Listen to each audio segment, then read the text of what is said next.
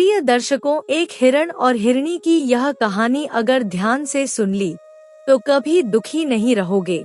हिरण अपनी पत्नी हिरणी से कहता है कि प्रिय, यह बहुत ही पुराने समय की बात है जब रामनगर नाम का एक बेहद समृद्ध और खुशहाल नगर हुआ करता था। इस नगर के निवासी अत्यंत शांतिपूर्ण और संतोषजनक जीवन व्यतीत करते थे। एक दिन नगर की सीमा के बाहर एक वृद्ध व्यक्ति आकर बस गया। उसकी दाढ़ी, मूंछें और बाल पूरी तरह से सफेद हो चुके थे। वह एक छोटी सी कुटिया में रहता था और हर समय परमात्मा की आराधना में लीन रहता। धीरे धीरे नगरवासी उसकी ओर आकर्षित होने लगे। कोई उसे साधु कहता, कोई फकीर मानता, तो कुछ लोग उसे बाबाजी कहकर पुकारने लगे। नगर के लोग अपनी विविध परेशानियों और समस्याओं का समाधान पाने के लिए उसके पास आने लगे।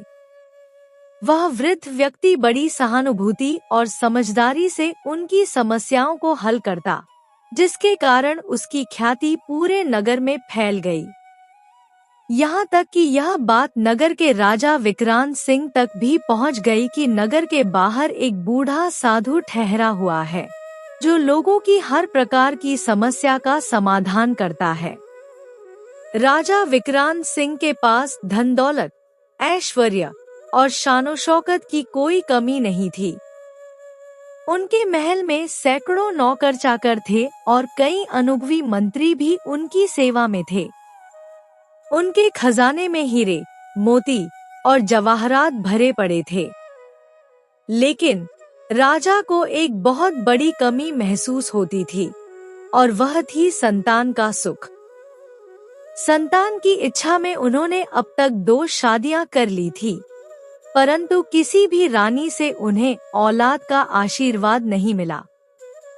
फिर भी राजा दोनों रानियों को अत्यधिक प्रेम और आदर देते थे। प्रिय दर्शकों, जब राजा विक्रांत सिंह को यह जानकारी मिली कि नगर के बाहर एक वृद्ध साधु ठहरा हुआ है, जो अपनी आध्यात्मिक शक्तियों से लोगों की समस्याओं का समाधान करता है, तो उन्होंने गहराई से विचार किया। उनके मन में यह बात आई कि शायद उस साधु के आशीर्वाद से उनकी वर्षों से चली आ रही संतान की कमी पूरी हो सके। उन्होंने निश्चय किया कि उन्हें तुरंत उस साधु के पास जाना चाहिए। राजा बहुत उत्साहित होकर अपनी दोनों रानियों के पास पहुँचे और साधु के बारे में पूरी बात विस्तार से बताई। राजा की बातें सुनकर उनकी दोनों रानियां अत्यंत प्रसन्न हुईं और तुरंत ही साधु के पास जाने की तैयारी में जुट गईं।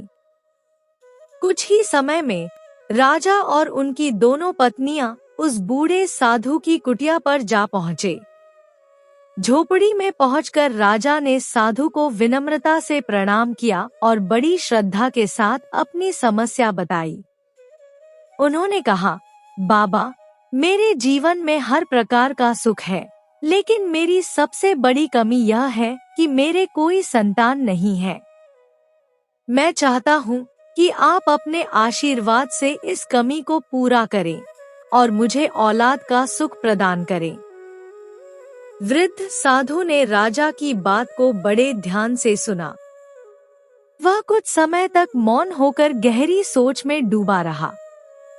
फिर गंभीर स्वर में उसने कहा, राजन, तुम्हारे भाग्य में संतान का सुख नहीं लिखा है, लेकिन यदि तुम सचमुच औलाद चाहते हो तो इसकी एक कठिन शर्त है। तुम्हें इसके बदले में अपनी या अपनी रानियों की जान देनी पड़ेगी। यदि तुम इस बलिदान के लिए तैयार हो तो बताओ। साधु की यह विचित्र और कठोर शर्त सुनकर राजा और उनकी दोनों पत्नियां हैरान रह गईं।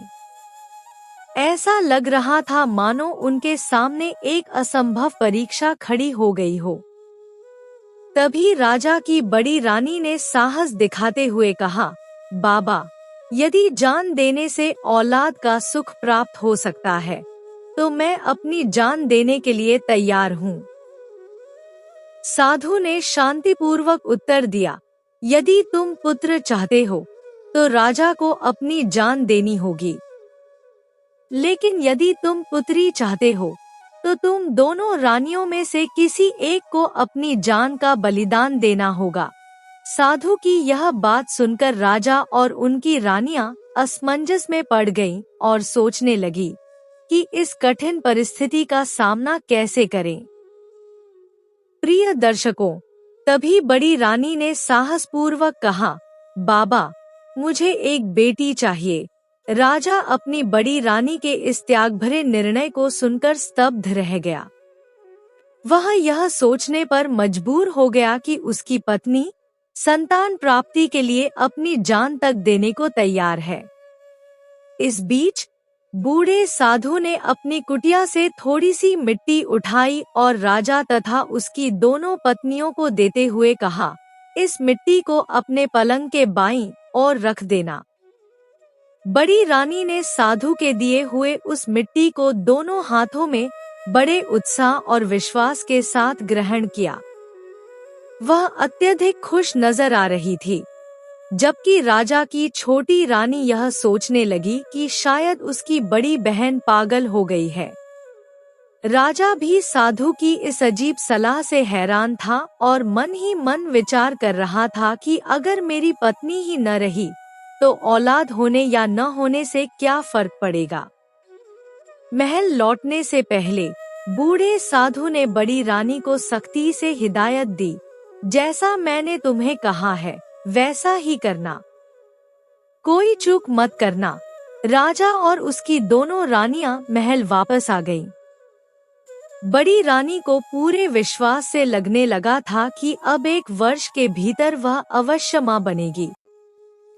महल में लौटकर बड़ी रानी ने साधु की दी हुई मिट्टी को अपने पलंग के बाईं ओर रख दिया। उसने ईश्वर से गहरी श्रद्धा के साथ प्रार्थना करना शुरू कर दिया। हर दिन वह भगवान से निवेदन करती, हे ईश्वर, मुझे एक सुंदर और स्वस्थ बेटी का आशीर्वाद दे। समय इसी प्रकार बीतने लगा। लगभग 1 वर्ष बाद राजा और उसकी रानियों के जीवन में खुशी का नया सूरज उगा। बड़ी रानी ने एक चांद सी खूबसूरत बेटी को जन्म दिया।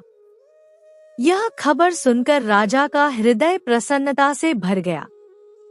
उन्होंने अपनी नन्ही और प्यारी सी बेटी को गोद में लिया और खुशी के आंसू बहाए। राजा ने अपनी इस खुशी को पूरे नगरवासियों के साथ साझा किया। उन्होंने नगर भर में भव्य दावत का आयोजन किया और गरीबों के लिए अपने खजाने के दरवाजे खोल दिए। राजा ने पहले भी दीन दुखियों की सहायता के लिए धन बांटा था, लेकिन इस बार उन्होंने पहले से कहीं अधिक संपत्ति लोगों में दान कर दी।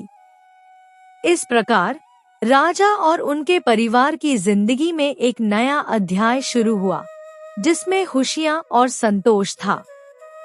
प्रिय दर्शकों, महल में चारों ओर खुशी और उल्लास का माहौल था। हर कोई राजकुमारी के आगमन से प्रसन्न था। लेकिन इस उत्सव के बीच राजा और उसकी बड़ी रानी अपने जीवन के सबसे बड़े वादे को भूल चुके थे। वह वादा जो बूढ़े साधु ने उनसे करवाया था कि इस चांद जैसी बेटी के बदले बड़ी रानी को अपनी जान देनी होगी। इन खुशी के पलों में न राजा को यह बात याद रही, न ही रानी को। कुछ समय के लिए सभी लोग इस कठोर सच्चाई को पूरी तरह से भुला बैठे थे। समय तेजी से बीत रहा था। 4-5 महीने के भीतर राजकुमारी बड़ी होने लगी। एक दिन बड़ी रानी अपनी नन्ही राजकुमारी को सुलाने के लिए मधुर लोरी गा रही थी। तभी अचानक महल के बाहर से बूढ़े साधु की गंभीर आवाज सुनाई दी। रानी ने उस आवाज को पहचान लिया और कुछ पल के लिए विचलित हो गई, लेकिन फिर अपने आप को संभालकर वह साधु के स्वागत के लिए खुशी खुशी महल के मुख्य द्वार की ओर चल दी। इस बीच राजा को भी सूचना मिल चुकी थी कि वह बूढ़ा साधु महल के दरवाजे पर आ पहुंचा है। जब बड़ी रानी दरवाजे पर पहुंची तो उसने साधु को प्रणाम किया और कृतज्ञता से भरे शब्दों में कहा, बाबा, यह सब आपके आशीर्वाद का ही फल है कि आज मैं माँ बनने का सुख पा सकी हूँ। मैं आपके प्रति जीवन भर आभारी रहूंगी। साधु ने गंभीरता से उसकी बात सुनी और याद दिलाते हुए कहा, रानी, तुम्हें अपना वादा तो याद है ना? रानी ने सिर झुकाते हुए उत्तर दिया, हाँ बाबा, मुझे सब याद है। मैं जानती हूँ कि इस बेटी के बदले में मुझे अपनी जान देनी होगी। यदि आप चाहें तो मैं अभी अपने प्राणों की आहुति दे सकती हूँ। बूढ़े साधु ने शांत स्वर में कहा, अभी नहीं रानी, जब यह बच्ची दूध पीना छोड़ देगी तब मैं एक बार फिर लौटूंगा। इतना कहकर वह साधु महल के दरवाजे से वापस चला गया। साधु के जाने के बाद राजा और रानी दोनों अपनी बेटी के पास लौट आए। राजा ने अपनी बड़ी रानी को समझाते हुए कहा, देखो रानी, इस तरह अपनी जान देना कोई समझदारी की बात नहीं है। वह बूढ़ा साधु तुम्हारा कुछ भी नहीं बिगाड़ सकता। मैं तुम्हारे लिए ऐसा इंतजाम कर दूंगा जहां कोई तुम्हें ढूंढ भी न सके। रानी ने राजा की बात को ध्यान से सुना। शायद उसके मन में भी कहीं न कहीं यह बात थी कि वह अपने जीवन को बचाना चाहती है। वह राजा के कहने में आ गई और धीरे धीरे उस बूढ़े साधु को दिया हुआ वचन तोड़ने के लिए तैयार हो गई। राजा ने उसे भरोसा दिलाया कि वह उसे और उनकी बेटी को हर हाल में सुरक्षित रखेगा। प्रिय दर्शकों, राजा ने बड़ी रानी से कहा, मैं तुम्हारे लिए एक ऐसा लोहे का महल बनवाऊंगा जो पूरी तरह से अभेद्य होगा। उस महल में हर तरह की सुरक्षा के इंतजाम किए जाएंगे। वहां तुम्हें कोई भी नुकसान नहीं पहुंचा सकेगा और अगर मौत भी आना चाहे तो उस महल में दाखिल नहीं हो पाएगी। राजा की यह बात सुनकर बड़ी रानी के चेहरे पर खुशी की झलक आ गई। उसने कहा, तो आप जल्दी से ऐसा महल बनवा दीजिए ताकि मैं वहां अपनी बेटी के साथ सुरक्षित रह सकूं और अपनी जिंदगी चैन से बिता सकूं। राजा ने उसी समय अपने राज्य के सबसे कुशल और माहिर कारीगरों को बुलाया। उन्हें आदेश दिया कि ऐसा महल बनाया जाए जो तीर तलवार तो क्या, मौत को भी प्रवेश करने से रोक सके। सभी कारीगरों ने मिलकर अपने हुनर का उपयोग किया और कुछ ही हफ्तों में वह विशेष महल बनकर तैयार हो गया। उस महल में सभी प्रकार की सुख सुविधाओं का प्रबंध किया गया था। महल तैयार होने के बाद बड़ी रानी अपनी नन्ही राजकुमारी को लेकर उसमें रहने चली गई। महल इतना मजबूत और सुरक्षित था कि वहां पर किसी प्रकार का खतरा नहीं था। धीरे धीरे यह बात पूरे नगर में फैल गई कि राजा की बड़ी रानी एक अत्यंत सुरक्षित महल में रहने चली गई है। आखिरकार यह खबर उस बूढ़े साधु तक भी पहुंच गई। जब साधु को इन बातों का पता चला तो वह केवल मुस्कुराया और कुछ नहीं बोला। इधर समय बीतता गया और राजकुमारी ने दूध पीना छोड़ दिया। यह देखकर बड़ी रानी के मन में डर और चिंता बढ़ने लगी। उसे लगने लगा कि अब वह समय आ चुका है जब उसकी जान जाने वाली है। उसे न तो लोहे के महल की सुरक्षा पर भरोसा था और न ही राजा के किए गए प्रबंधों पर। लेकिन राजा बार बार उसे विश्वास दिलाता रहा कि वह हर हाल में उसे बचा लेगा। राजा ने अपनी रानी को उदास देखकर उसे सांत्वना देने की कोशिश की। एक दिन उसने देखा कि रानी बेहद परेशान और गुमसुम बैठी है। राजा ने उसके पास जाकर कहा, रानी, तुम्हारी यह चिंता और उदासी बेवजह है। इन सब बातों को छोड़ दो और जरा मुस्कुराओ। देखो, यह अनार खास तौर पर तुम्हारे लिए मंगवाया गया है। इसे खाओ और अपना मन हल्का करो। राजा के इस प्रयास से रानी थोड़ी सहज दिखने लगी, लेकिन उसके मन की चिंता अब भी पूरी तरह समाप्त नहीं हुई थी। प्रिय दर्शकों, राजा ने अपनी बड़ी रानी को अनार देते हुए उसे तसल्ली दी और समझाने की कोशिश की कि सब कुछ ठीक हो जाएगा। उसने रानी को आराम करने की सलाह दी और कमरे से बाहर जाते हुए दरवाजे को अच्छी तरह बंद कर दिया ताकि कोई विघ्न न हो। वह अनार बेहद आकर्षक और बड़ा था। देखने में ऐसा लगता था जैसे किसी राजमहल के बाग का सबसे उत्तम फल हो। जैसे ही रानी ने उस अनार को काटा, उसमें से अचानक एक भयंकर और विषैला सांप बाहर निकल आया।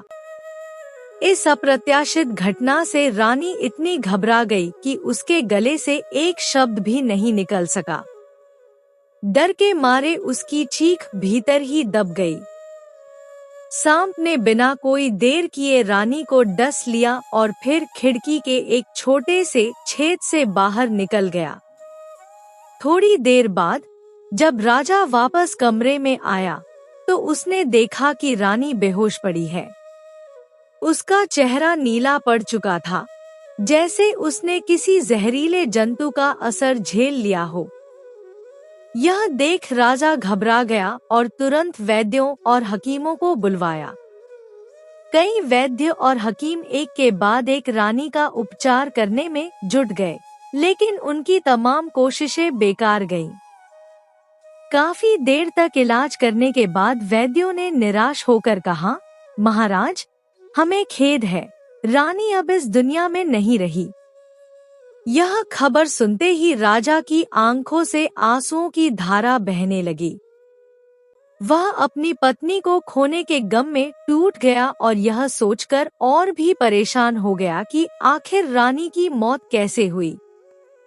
कमरे में ऐसी कोई चीज नहीं थी जिससे कोई सुराग मिल सके। अब उस नन्ही राजकुमारी की देखभाल का पूरा दायित्व छोटी रानी पर आ गया। शुरू में छोटी रानी ने बच्ची को बड़े प्यार और दुलार से पाला। वह उसे स्नेह से लाड़ प्यार देती रही, लेकिन धीरे धीरे उसकी सोच बदलने लगी। छोटी रानी के मन में यह विचार आने लगा कि यह बच्ची बड़ी रानी की संतान है और सभी लोग इसे बड़ी रानी की बेटी के रूप में ही याद करेंगे। यह सोचकर वह असहज हो गई और उसने सोचा, मैं क्यों इस बच्ची को अपने गले का हार बनाऊं? आखिर इसे पालने की जिम्मेदारी मुझ पर क्यों हो? अब छोटी रानी के मन में बच्ची को लेकर नफरत और असंतोष पनपने लगा।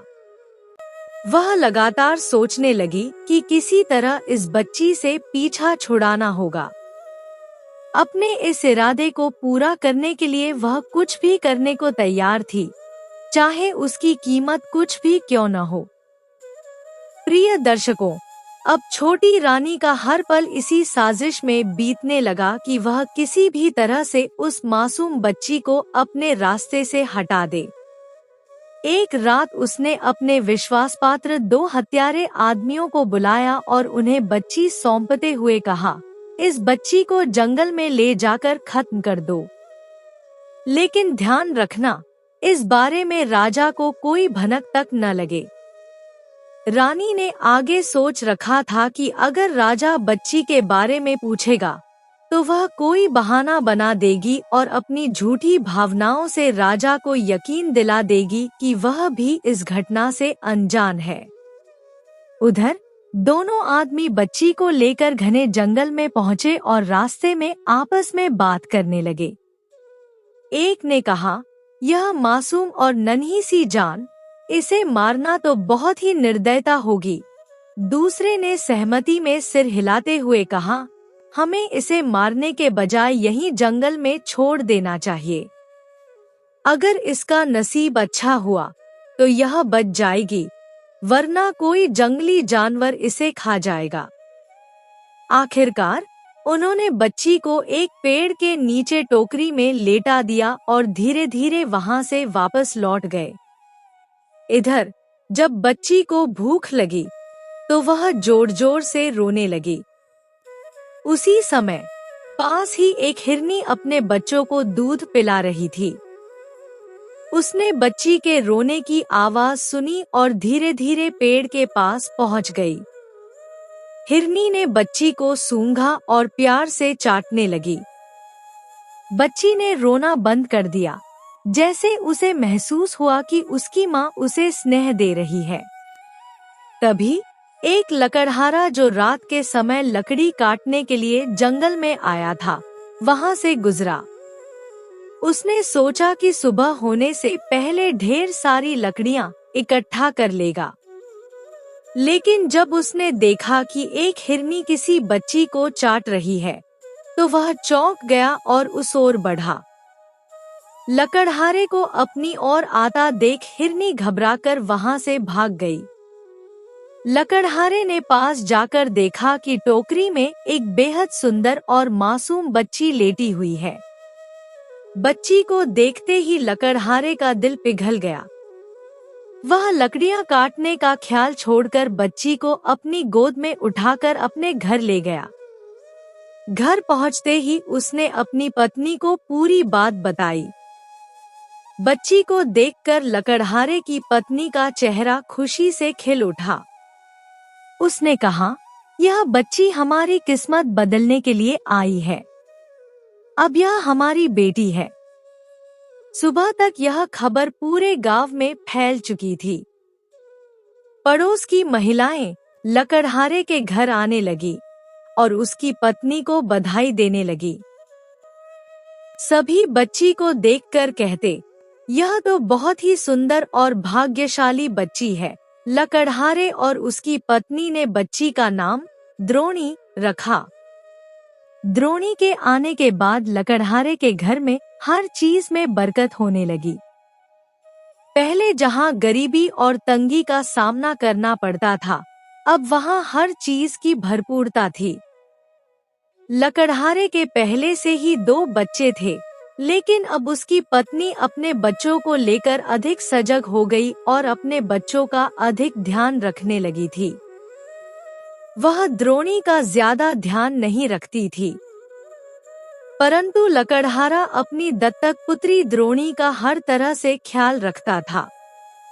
जब भी वह दिन भर की थकान और मेहनत के बाद घर लौटता, तो सबसे पहले द्रोणी के बारे में पूछता। उसकी इस आदत से लकड़हारे की पत्नी अंदर ही अंदर जलने लगी थी, लेकिन उसके पास कोई उपाय नहीं था। वह अपनी जलन को केवल अपनी निगाहों और व्यवहार से जाहिर करती थी। लकड़हारे की गैर मौजूदगी में वह कभी कभी द्रोणी को तिरस्कारपूर्ण नजरों से देखती, लेकिन लकड़हारे के सामने वह ऐसा करने का साहस नहीं कर पाती थी। वह जानती थी कि लकड़हारा अपने बच्चों और द्रोणी में किसी भी तरह का भेदभाव सहन नहीं करेगा। द्रोणी अब 12 साल की हो चुकी थी। उम्र के साथ वह अपनी माँ के इस भेदभाव को समझने लगी थी। एक दिन लकड़हारे की पत्नी ने द्रोणी को किसी छोटी सी बात पर बुरी तरह डांट दिया। द्रोणी को बहुत दुख हुआ और वह अकेले में जाकर आंसू बहाने लगी। रोते रोते वह वहीं जमीन पर सो गई।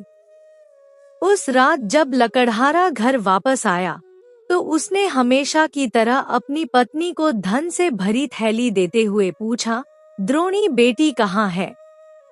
जब से वह इस घर में आई है, हमारी किस्मत बदल गई है। वह सचमुच भाग्यशाली है। उसकी बात सुनकर पत्नी चुपचाप खड़ी रही। लकड़हारा यह देखकर थोड़ा परेशान हुआ और द्रोणी को ढूंढने निकल पड़ा। उसने द्रोणी को एक कोने में सोते हुए पाया। उसके चेहरे पर सूखे आंसुओं की लकीरें थीं और उसकी आंखों से सोते सोते भी आंसू बह रहे थे। यह देखकर लकड़हारे का दिल दुखी हो गया। उसने उसे धीरे से जगाया और कहा, बेटी, क्या हुआ? तुम सोते हुए भी रो रही हो। क्या तुम्हें कोई तकलीफ है? द्रोणी ने मासूमियत से जवाब दिया, मुझे तो पता भी नहीं चला, मैं सोते सोते रो रही थी। लकड़हारे ने उसे अपने पास बिठाया, बड़े प्यार से उसके आंसू पोंछे और मन ही मन सोचा, कितनी भोली और मासूम है मेरी बेटी। उस रात सभी ने मिलकर खाना खाया और सो गए। प्रिय दर्शकों, समय धीरे धीरे बीतता गया और द्रोणी अब 18 साल की सुंदर और युवा लड़की बन चुकी थी। एक दिन जब वह जंगल में गाय चरा रही थी, तभी एक राजकुमार जो शिकार के लिए जंगल में आया था, उसकी ओर बढ़ने लगा। राजकुमार अपने शिकार का पीछा करते हुए अपने साथियों से बिछड़ गया था। हिरण, जिसका वह पीछा कर रहा था, उसकी आंखों से ओझल हो चुका था और वह गहरे जंगल में भटक गया था। तेज धूप के कारण वह प्यास से व्याकुल हो उठा। राजकुमार ने दूर से द्रोणी को देखा और उसके पास चला आया। द्रोणी ने उसे देखा तो उसकी परेशानी भांप गई। वह बोली, क्या आपको बहुत प्यास लगी है? मैं आपको पानी तो नहीं दे सकती, लेकिन गाय का ताजा दूध निकाल कर दे सकती हूँ। अगर आप पानी ही पीना चाहते हैं, तो मेरे घर चलना पड़ेगा। यहाँ से मेरा घर 1 मील दूर है। आप चाहें तो मेरे साथ चलें, वहाँ मैं आपको पानी पिलाऊंगी। राजकुमार द्रोणी की बात सुनकर कुछ राहत महसूस करने लगा। उसने मुस्कुराते हुए कहा, धन्यवाद, मैं तुम्हारे साथ चलने को तैयार हूँ। द्रोणी ने अपनी गायों को संभालते हुए राजकुमार को अपने घर की ओर चलने का संकेत दिया। इसके बाद द्रोणी अपने घर की ओर बढ़ने लगी और राजकुमार उसके पीछे पीछे चुपचाप चलने लगा। जब द्रोणी राजकुमार को लेकर अपने घर पहुंची, तो उसकी मां ने उत्सुकता और आश्चर्य से पूछा, द्रोणी, यह कौन है जो तुम्हारे साथ आया है? द्रोणी ने सहज भाव से उत्तर दिया, यह एक मुसाफिर है, माँ। जंगल में रास्ता भटक गया था और बहुत प्यासा था, इसलिए मैंने इसे अपने साथ ले आने का फैसला किया ताकि इसे पानी पिलाकर इसकी मदद कर सकूं। लकड़हारे की पत्नी ने जब राजकुमार को ध्यान से देखा, तो उसकी आंखें विस्मय से खुली रह गईं। उसके पहनावे और व्यक्तित्व को देखकर ऐसा लग रहा था कि यह साधारण व्यक्ति नहीं, बल्कि कोई राजकुमार है। द्रोणी ने जल्दी से छाछ का एक कटोरा भरकर राजकुमार को देते हुए कहा, क्या आपको भूख भी लगी है? अगर आप चाहें तो मैं आपके लिए कुछ भोजन भी परोस सकती हूँ। राजकुमार ने विनम्रता और हल्की मुस्कान के साथ कहा, धन्यवाद, मुझे तो फिलहाल बस प्यास लगी थी। राजकुमार ने छाछ पी और थोड़ी देर आराम के बाद वहां से जाने के लिए तैयार हो गया। शाम के समय जब लकड़हारा अपने दिन भर के काम के बाद घर लौटा, तो उसने अपनी पत्नी को असामान्य रूप से प्रसन्न और खुश देखा। उसने मजाकिया अंदाज में पूछा, आज ऐसा क्या हुआ कि तुम्हारे पैर जमीन पर नहीं टिक रहे? लगता है तुम्हें कोई बड़ी खुशखबरी मिली है। लकड़हारे की पत्नी ने पहले तो बात टालने की कोशिश की, लेकिन फिर वह खुशी से सारी बात बताते हुए कहने लगी, आज हमारे घर एक राजकुमार आया था। देखने में वह बहुत ही सुंदर और सभ्य था। काश हमारी बेटी द्रोणी की शादी उसी से हो जाए। यह सुनकर लकड़हारे ने मुस्कुराते हुए कहा, अगर ईश्वर ने चाहा तो द्रोणी के लिए कोई अच्छा वर जरूर मिलेगा। उधर जब राजकुमार अपने महल में लौटा, तो उसके मन में बार बार द्रोणी की छवि उभरने लगी। द्रोणी की सादगी और अद्वितीय सुंदरता ने उसका दिल मोह लिया था। अब राजकुमार मन ही मन यह सोचने लगा कि किसी तरह उसकी शादी द्रोणी से हो जाए। लेकिन उसे इस बात का डर था कि उसके पिता महाराज इस रिश्ते को कभी स्वीकार नहीं करेंगे, क्योंकि द्रोणी एक साधारण लकड़हारे की बेटी थी। राजकुमार ने अपने दोस्तों से सलाह लेने का प्रयास किया, लेकिन कोई भी उसे कोई उपाय नहीं सुझा सका। अब तो वह हर समय इसी चिंता में डूबा रहता कि कैसे इस समस्या का समाधान किया जाए। उसके दोस्तों में मंत्री का बेटा उसका सबसे घनिष्ठ मित्र था। वह राजकुमार की परेशानी को देखकर बेचैन हो गया। महल में भी राजकुमार के अजीब व्यवहार को लेकर खलबली मच गई। उसने खाना पीना लगभग छोड़ दिया था और हर समय गहरी सोच में डूबा रहता। महाराज को जब यह खबर मिली कि राजकुमार किसी समस्या के कारण इतना परेशान है, तो उन्होंने खुद उससे इस बारे में बात करने का निश्चय किया। एक दिन महाराज ने राजकुमार को अपने पास बुलाया और स्नेहपूर्वक पूछा, बेटा, क्या बात है? तुम्हारे मन में कोई परेशानी है?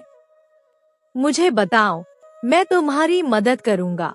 लेकिन शर्म और डर के कारण राजकुमार कुछ भी कहने से बचता रहा। महाराज ने जब उसके दोस्तों से इस बारे में जानने की कोशिश की, तो उन्हें भी कुछ खास पता नहीं चला। अब राजकुमार की चिंता बढ़ती जा रही थी और उसका दिल बस एक ही सवाल कर रहा था, क्या वह कभी द्रोणी को अपनी दुल्हन बना सकेगा? प्रिय दर्शकों, राजा ने राजकुमार की समस्या का हल निकालने के लिए मंत्रियों से सलाह ली और राजकुमार को वैद्य और हकीमों को दिखाया, लेकिन किसी भी उपाय से कोई फायदा नहीं हुआ। अंततः एक दिन मंत्री के बेटे ने अपने पिता यानी मंत्री से पूरी बात साझा की।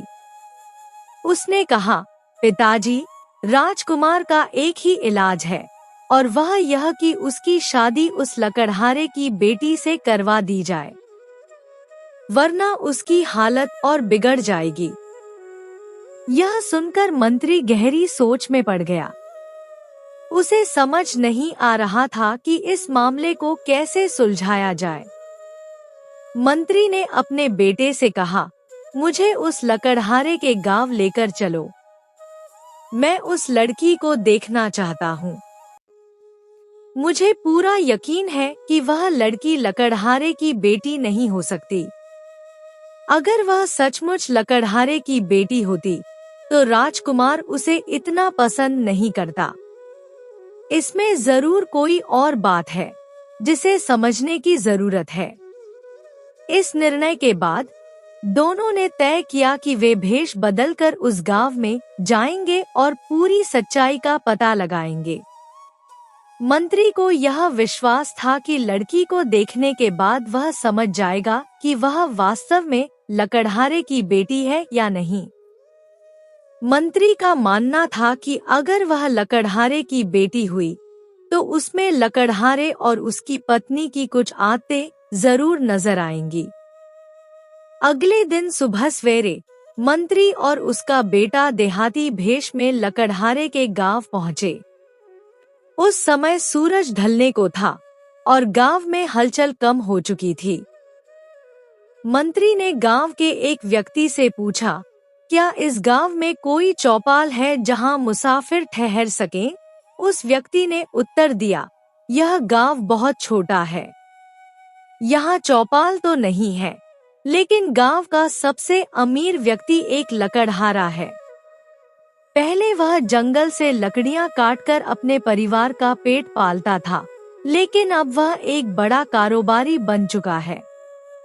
जो भी मुसाफिर यहाँ आता है, वह उसी के घर ठहरता है। उसका घर चौपाल का काम भी करता है। मंत्री ने उत्सुकता से पूछा, यह कब से हुआ? वह लकड़हारा जंगल से लकड़ियां काटने वाले से कारोबारी कैसे बन गया? उस ग्रामीण ने बताया, करीब 12 से 13 साल पहले उसकी हालत बहुत खराब थी। उसके घर में एक वक्त का खाना भी मुश्किल से जुटता था। लेकिन एक सुबह जब वह जंगल गया तो उसे वहां एक छोटी सी बच्ची मिली। उसी दिन से उसकी किस्मत बदल गई। जैसे उसके घर पर सोने की बारिश होने लगी। अब तो उसकी हालत ऐसी है कि पूरे गांव में सबसे ज्यादा समृद्ध वही है। यह सुनने के बाद मंत्री और उसका बेटा लकड़हारे के घर की ओर बढ़े। मंत्री के मन में यह बात और मजबूत हो गई कि वह लड़की लकड़हारे की अपनी बेटी नहीं हो सकती। अब उसे बस लड़की को देखकर यह अनुमान लगाना था कि वह आखिर किसकी बेटी हो सकती है। लकड़हारे के घर पहुंचने पर मंत्री ने दरवाजे पर दस्तक दी। कुछ ही पलों में द्रोणी बाहर आई और विनम्रता से पूछने लगी, आप कौन हैं और यहाँ कैसे आए? मंत्री ने जवाब दिया, हम दूसरे गांव से आए हैं। सफर करते करते रात हो गई और हमें रुकने के लिए कोई जगह नहीं मिली, इसीलिए हम यहाँ तक पहुँचे हैं। अगर आप हमें एक रात ठहरने की इजाजत दें, तो सुबह होते ही हम अपनी मंजिल की ओर रवाना हो जाएंगे। द्रोणी ने उनकी बात सुनी और विनम्रता से उन्हें अंदर आने का इशारा किया। मंत्री ने उस वक्त लड़की को सर से पांव तक ध्यान से देखा। उसकी चाल ढाल, व्यवहार और बात करने के तरीके में ऐसा कुछ था जो उसे यह एहसास दिला रहा था कि वह लकड़हारे की बेटी नहीं हो सकती। मंत्री ने मन ही मन सोचा कि इस राज का पर्दा जरूर उठाना होगा। प्रिय दर्शकों, अब मंत्री को पूरी तरह यकीन हो गया कि यह लड़की किसी साधारण घर की नहीं हो सकती। उसकी बातचीत, चाल ढाल और रूप रंग को देखकर उसे यह विश्वास हो गया कि यह लड़की निश्चित रूप से एक उच्च परिवार की सदस्य है। मंत्री को ऐसा महसूस हुआ कि यह लड़की शायद कोई राजकुमारी हो सकती है। मंत्री इन्हीं विचारों में खोया हुआ था कि तभी द्रोणी कमरे में आई और उसने बताया, 2 मुसाफिर आए हैं जो रात बिताने के लिए एक जगह मांग रहे हैं। लकड़हारा दरवाजे पर आया और उसने दोनों मुसाफिरों को अपने घर के अंदर बुला लिया। उन्हें एक कमरे में ठहरा दिया जो पूरी रात के लिए उनका आसरा था। लकड़हारा ने उन्हें वहां बिठाकर रसोई में जाकर खाने का सामान तैयार किया। वह 2 आदमियों के लिए खाना लेकर वापस कमरे में लौटा और उन्हें खाने के लिए पेश किया। खाने के बाद दोनों ने आपस में बहुत सी बातें की, जिनसे मंत्री को कई नई जानकारी मिली, लेकिन फिर भी वह यह नहीं जान सका कि वह लड़की जंगल में कैसे आई, कौन उसे वहां छोड़ गया और इसके पीछे का कारण क्या था। सुबह होने पर जब दोनों मुसाफिर जाने लगे तो लकड़हारा ने उन्हें रोक लिया। वह उनसे आग्रह करने लगा, पहले सुबह का खाना खाकर जाइए। मंत्री अभी भी उन्हीं विचारों में डूबा हुआ था कि वह बिना पूरी जानकारी के इस मामले को महाराज से कैसे साझा करेगा। उसे यह डर था कि महाराज इस बात को स्वीकार नहीं करेंगे, क्योंकि ऐसा विवाह उनके लिए अपमानजनक हो सकता था। सभी लोग, चाहे वह राजकुमार हो, महारानी हो या राजकुमार के दोस्त, इस विषय पर उलझन में थे और कोई भी हल नहीं निकल पा रहा था। कुछ दिन बाद राजमहल में एक खबर आई कि राज्य में एक अत्यंत ज्ञानी साधु बाबा आए हैं। राजा और रानी ने जब यह खबर सुनी तो रानी ने राजा से कहा, हमें इन साधु बाबा से अपने बेटे के बारे में बात करनी चाहिए, शायद वह हमें कोई उपाय बताए जिससे राजकुमार की परेशानी हल हो सके। राजा ने तुरंत अपने मंत्री को बुलवाया और उसे आदेश दिया कि वह साधु बाबा के पास जाए और राजकुमार के इलाज के बारे में कुछ जाने, ताकि महल की परेशानी समाप्त हो सके। मंत्री उसी दिन साधु बाबा के पास पहुंचा, जहां पहले से ही कई लोग मौजूद थे। मंत्री चुपचाप एक और कोने में बैठ गया और इंतजार करता रहा। जब वहां लोगों की संख्या कम हो गई, तो मंत्री ने साधु बाबा से कहा, बाबा, मुझे आपसे कुछ महत्वपूर्ण बात करनी है। साधु ने अपनी आंखें बंद करते हुए कहा, बोलो, क्या बात है? मंत्री ने विनम्रता से कहा, यदि सभी लोग चले जाएं, तो मैं आपको बात बताना चाहूँगा। साधु बाबा ने जवाब दिया, ठीक है, तुम तब तक बैठो जब तक सब लोग नहीं चले जाते। जब सभी लोग वहां से चले गए, तो मंत्री ने कहा, बाबा, हमारे राजकुमार का कोई इलाज कीजिए। उसकी वजह से पूरा राजमहल परेशान है और राजा रानी दोनों ही चिंतित हैं। साधु बाबा कुछ देर तक चुप रहे और अपनी आंखें बंद करके गहरी सोच में डूब गए। फिर उन्होंने अपनी आंखें खोलकर कहा, राजकुमार बिल्कुल ठीक हो जाएगा, लेकिन उसे लकड़हारे की बेटी से शादी करनी होगी। वह लड़की जो यहाँ से बहुत दूर एक जंगल में रहती है। अगर राजकुमार ने उससे शादी नहीं की, तो उसकी जान को खतरा हो सकता है। यह सुनकर मंत्री और भी हैरान रह गया, क्योंकि अब उसे यह समझ में आ गया कि इस सब के पीछे किसी और की ही योजना थी, जो पूरी तरह से राजकुमार के जीवन से जुड़ी हुई थी। प्रिय दर्शकों, मंत्री ने साधु से विनम्रता से पूछा, साधु महाराज, यह कैसे संभव है कि एक राजकुमार और एक लकड़हारे की बेटी की शादी हो सकती है? साधु ने गहरी आवाज में कुछ शक्ति से कहा, मैं अधिक कुछ नहीं बता सकता, लेकिन जब सही समय आएगा, तो सारी बातें खुद ही स्पष्ट हो जाएंगी। यह सुनकर मंत्री शांत हो गया और कुछ देर सोचते हुए साधु को प्रणाम कर वापस लौट आया। मंत्री जब राजा के पास पहुंचा, तो उसने पूरी कहानी राजा को सुना दी और साथ ही यह भी बताया कि अगर राजकुमार की शादी उस लकड़हारे की बेटी से नहीं हुई, तो उसकी जान को गंभीर खतरा हो सकता है। राजा को इस बात का बहुत गहरा असर हुआ और उसने महल में सभी को सचेत कर दिया। महल के पहरेदारों को और अधिक चौकस रहने का आदेश दिया गया। लेकिन सभी मंत्रियों, यहाँ तक कि रानी ने भी यही सलाह दी कि साधु बाबा की बातों पर विश्वास करते हुए राजकुमार की शादी उस लड़की से कर देनी चाहिए। राजा को सबकी सलाह माननी पड़ी और उसने मंत्री को आदेश दिया कि वह लकड़हारे के घर शादी का प्रस्ताव लेकर जाए। मंत्री ने जब यह संदेश लकड़हारे को दिया, तो लकड़हारा थोड़े झिझकते हुए कहने लगा, मैं तो इस योग्य नहीं हूँ कि महाराज का समधी बन सकूं। मंत्री ने उसे शांत करते हुए कहा, तुम इस बात की चिंता मत करो, इस मामले को राजा खुद देख लेंगे। फिलहाल तुम यह जान लो कि शादी की तारीख तय हो चुकी है और तैयारियां भी शुरू हो चुकी हैं। इसके बाद राजा की ओर से बहुत सारे कीमती सामान लकड़हारे के घर भेजे गए, ताकि उन्हें किसी भी चीज की कमी न हो और शादी की सारी तैयारियां ठीक ढंग से हो सकें। जंगल को साफ करवा दिया गया और दूर दूर तक सुंदर कालीन बिछा दिए गए। वहां बहुत से सुंदर भवन और छोटे बड़े महल बनवाए गए।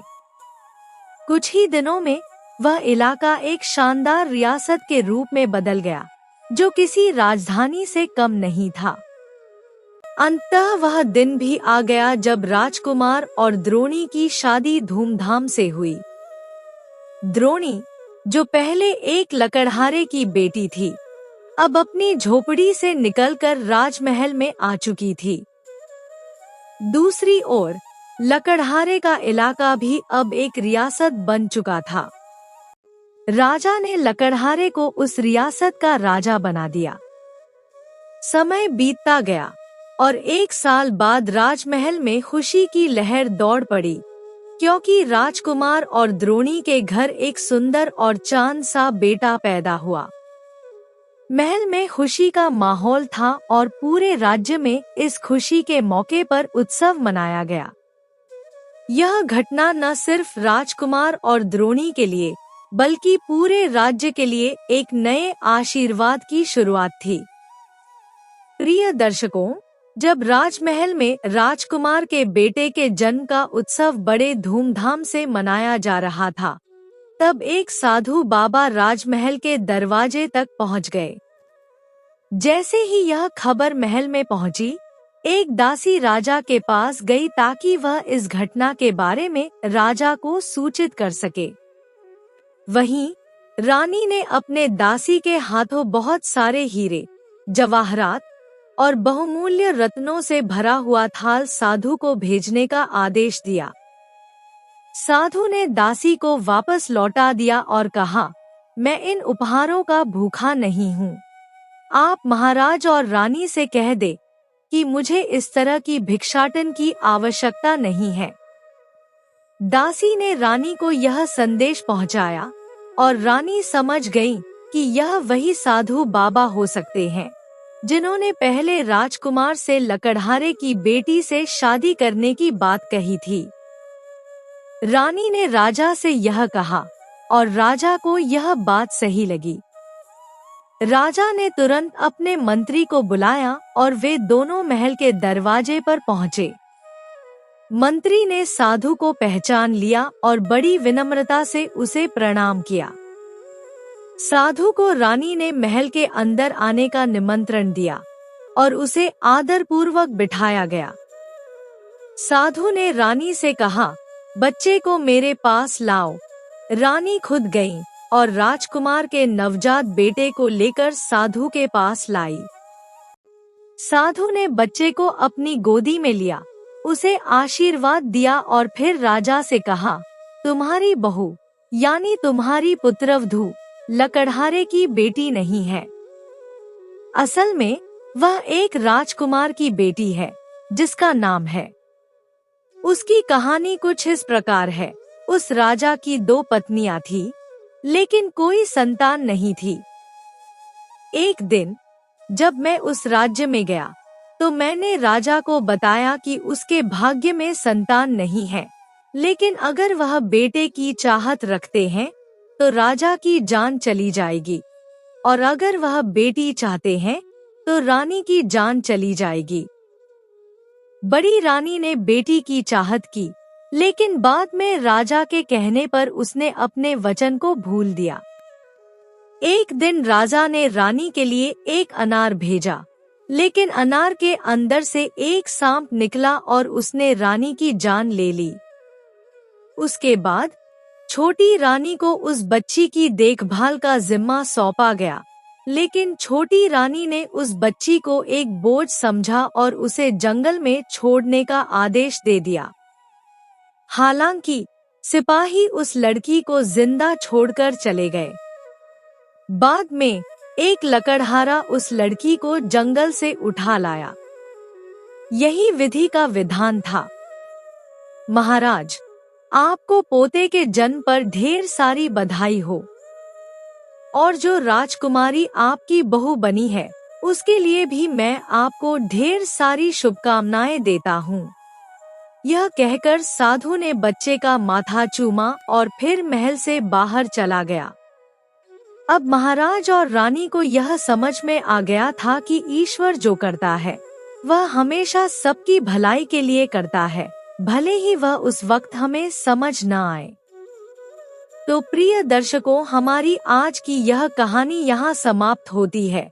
हम उम्मीद करते हैं कि आपको हमारा आज का यह वीडियो, आज की यह कहानी पसंद आई होगी और आप इससे ढेर सारी प्रेरणा लेंगे। मिलते हैं अगली ज्ञान चर्चा के साथ अगले वीडियो में। तब तक के लिए नमस्कार, धन्यवाद।